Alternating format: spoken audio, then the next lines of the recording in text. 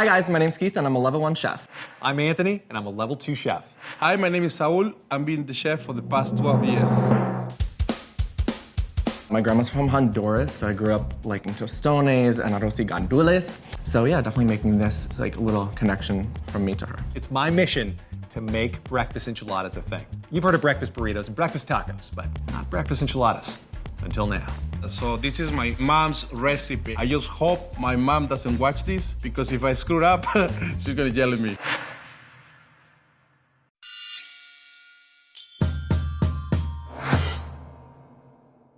So today we're gonna be making Keith's Everything Enchiladas, and you're like, why are they called everything? That's because when you make them, they're literally everything. So we're gonna start with some tortillas. We have 6 6-inch tortillas. They are flour. I'm a big corn tortilla fan. Nothing against the flour fans out there, but I just find that the flavor of this tortilla, the corn ones, comes through. It adds something unique to the dish. The tortillas, we're gonna start with corn flour and then the water. So we're gonna put half only, and then the salt, a little bit of olive oil, and then we're just gonna start working the dough. This dough, you're gonna work it out for like probably 5 minutes. If it doesn't stick to your hand, it's almost ready. So I don't really mess with the corn tortillas because they just taste kind of like earthy to me. I'm not about that lifestyle. First things first, we're gonna heat up our tortillas. I'm just gonna use a little bit of oil, and we're actually gonna warm the tortillas up in that oil. I don't want crispy tortillas, I just want them heated through. That's it, maybe 15, 20 seconds, done. And now we're gonna press the tortilla and cook it. We're gonna need a plastic bag. And then you're just gonna cut it here. We're gonna put this in between the tortilla press, and then you're gonna make your little balls. Once this happens, you put it right there, and then you just press it a little bit. Don't put too much effort into this. What I prefer corn tortillas because they're easy to make, and corn gives you energy. Flour makes you fat. All right, so now I'm gonna flip this, and that's my tortilla. Right here, it looks like we have 1.25 pounds or 1.5 pounds whole chicken. All right, so like a little life hack for you, buy the chicken already made at the store. TikTok life hacks, like buy a chicken. We're gonna make it very simple. Olive oil, salt. So this is a traditional sazon that we use, like al pastor kind of flavor. You wanna rub it all over, and we're gonna put it to sleep for an hour. These wouldn't be breakfast enchiladas without eggs. Let's get cracking. I've been training for level 3 chef, which is why I just do the one-handed crack. We're just gonna go to whip these eggs up here. We're also gonna add a pinch of salt here too. Next, we're gonna warm up our pan in with the butter. Before I add in the eggs, I wanna make sure that my feta is all broken up. Feta is an interesting choice, granted, but it's just so good. It's got a nice tangy flavor to it. Okay, good, butter's melted. We're gonna add in the eggs. I give it a quick stir just right off the bat because I don't want it to scramble too quickly. Feta is a great cheese too because it adds just a nice little salty bite. We wanna undercook these just a little bit. I'm actually gonna pull them off the heat now. So this is good, we've got a nice sheen on it. It's still a little bit loose. That's exactly where we want it. They'll tighten up a little bit as they finish in the oven. So I personally like white meat and I like chicken breasts. So I'm just gonna kind of focus around this area of the chicken. I'm gonna try to make 6 enchiladas. The recipe calls for like 6 servings, so like 6 people, but I just consider myself 6 people, so I eat all of them. I'm gonna go ahead and just try to slice this all up now. You know, it's supposed to be shredded, but like I'm not really a shredding expert, I'd say. So I kind of just do like little cubes. So it's been an hour. Chicken is ready. Now we're gonna shred it. I normally take the skin off first because we don't want that. Start picking at the chicken and just shred it. So this is the chicken for my enchilada. So I'm gonna throw it into a pan, and I have that on medium heat. And since it's store-bought, it doesn't have enough seasonings as I like it. So I'm gonna put some garlic powder in there, black pepper, and I'm gonna put some salt. And I'm gonna put a little vinegar, because it just gives it like a nice little zingaroon. And now I'm gonna do half a lemon and half a lime, and then like your mind will be blown up. And now it's time to make the sauce. All right, what we're gonna do here is cut this onion into 8s because we're gonna send it off into the broiler. We're actually gonna leave most of the skin on because it'll char up nicely. Can't forget the garlic, just a little bit. Goes a long way. We're just gonna nestle the garlic in among the onion slices here. All right, now it's time to broil these bad boys. Here we go. So I have a medium pot here, and I have it on medium temperature, and I have my cream cheese. So I'm just gonna plop that on in there and wait for it to get nice and melted. I just need it to melt, you know? So I don't know what it does to the food. You're probably not supposed to put it on like power boil as I do, but like I have 0 patience. So like, I'm like, why are you not melted already, you know? All right, so we are going to make my mother's sauce. Mom, hope you're proud of me. So we're using 3 different types of chilies. The main chili is the guajillo. So we're gonna remove the tops, the seeds. All right, so we add all the guajillos, and now we're gonna add puya. So this brings heat. And again, remove all the seeds.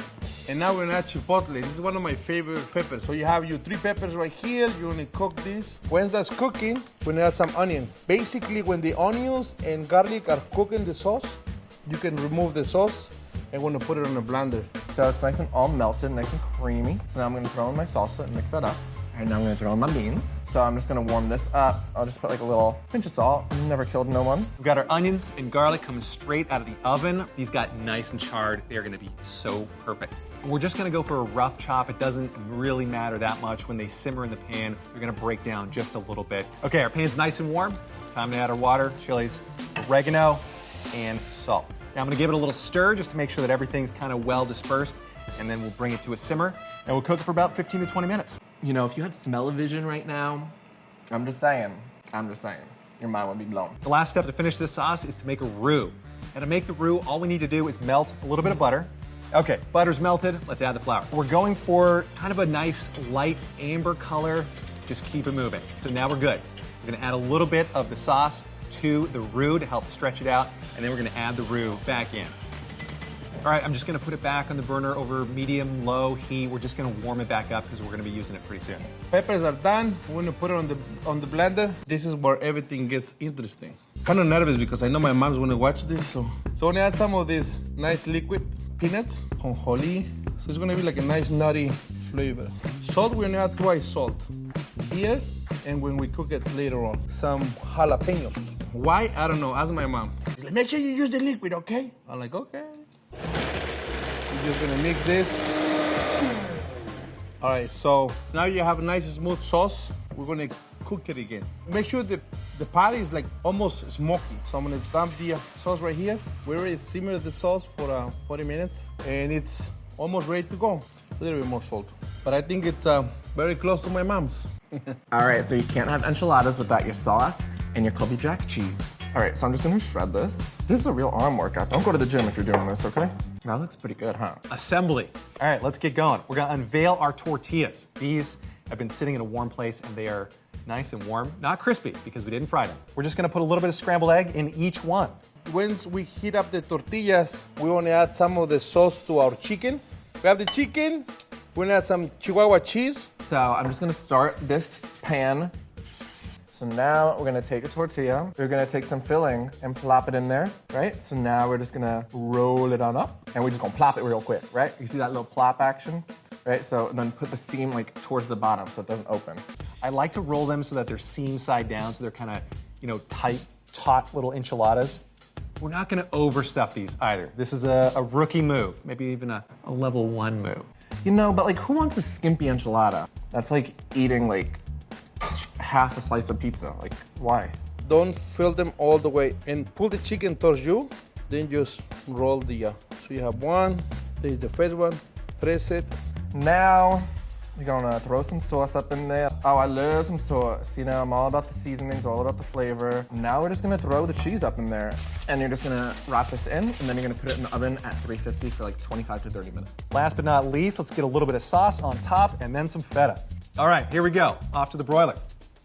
Now I'm gonna add the sauce. We're gonna add some crema. Crema fresca is basically a Mexican sour cream. And some queso fresco. You wanna sprinkle this all over. Okay, so I add the cheese and the sour cream because we want to cut some of the spiciness from it.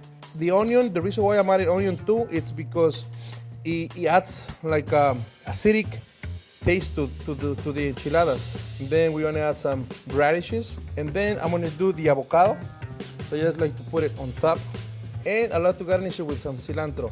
All right, y'all, so I just made my enchiladas. They came out so perfect and nice and crunchy. You gotta put it in that little broiler setting. So I'm gonna go ahead and plate these. Now, okay, let me tell you about my friend cilantro. Okay, I put cilantro on everything. Love cilantro. So I'm just gonna break it apart and kind of throw it on top. All right, so here's Keith's Everything Enchiladas. I made them and they're literally everything. All right, here we go. Breakfast enchiladas.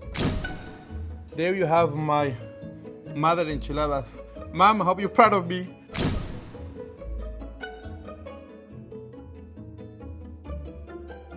I am so excited to taste this. I got giddy just like plating the whole thing, and I can't wait to cut in and see how perfect this is gonna be.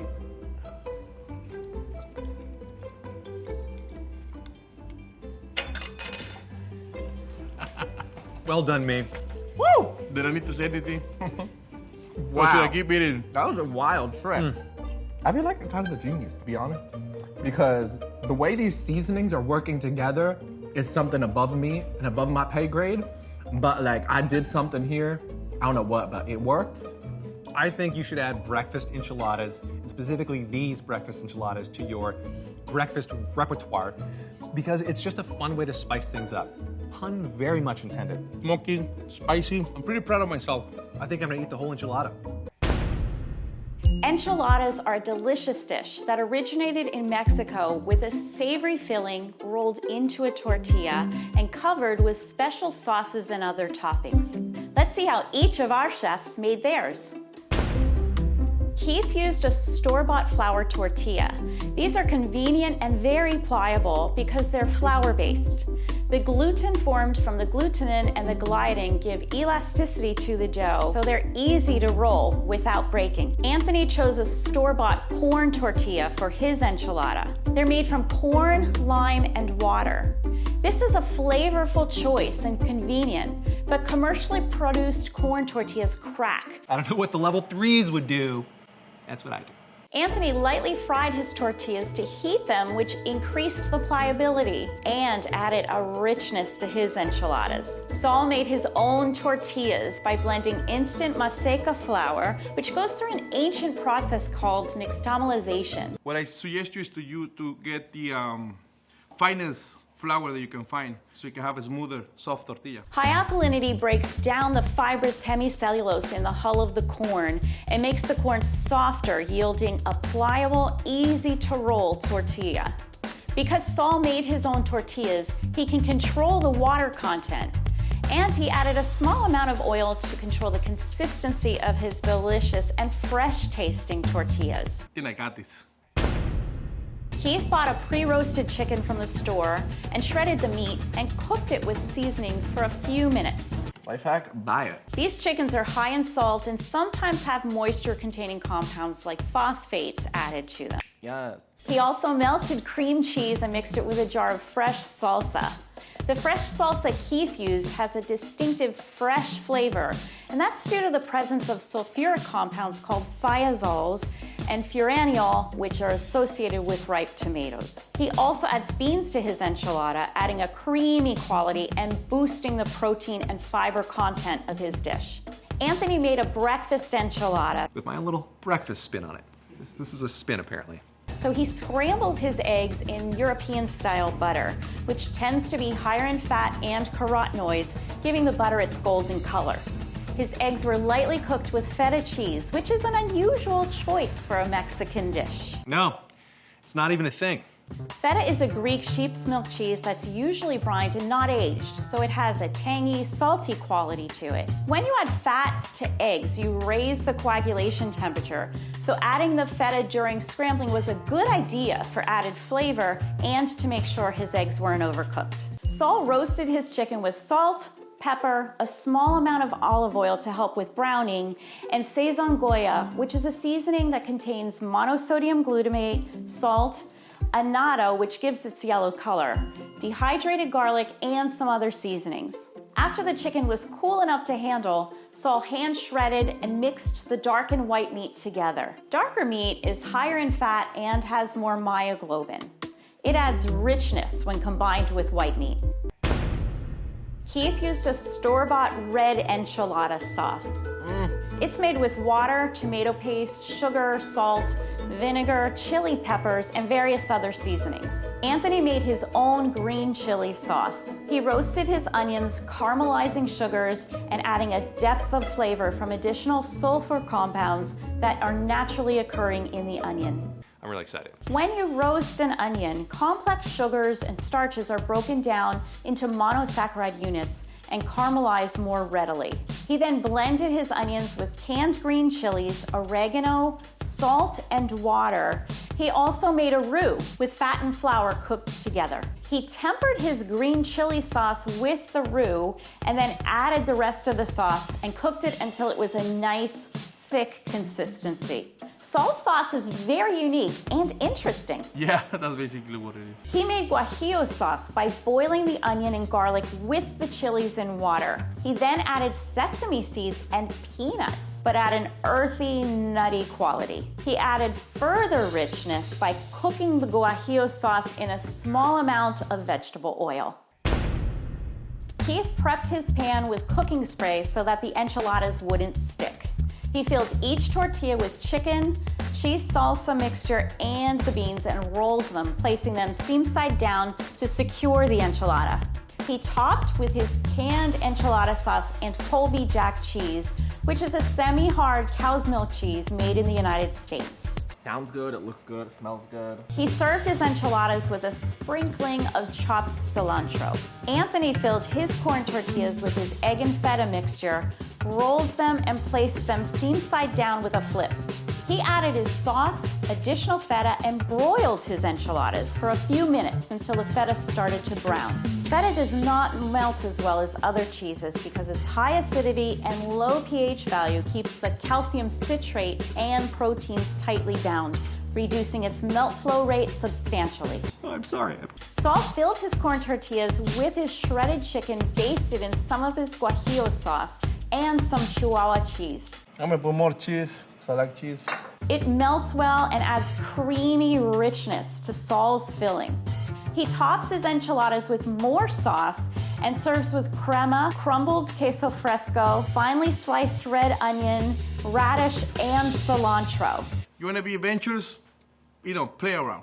Enchiladas can be filled with a variety of ingredients and topped with a variety of sauces.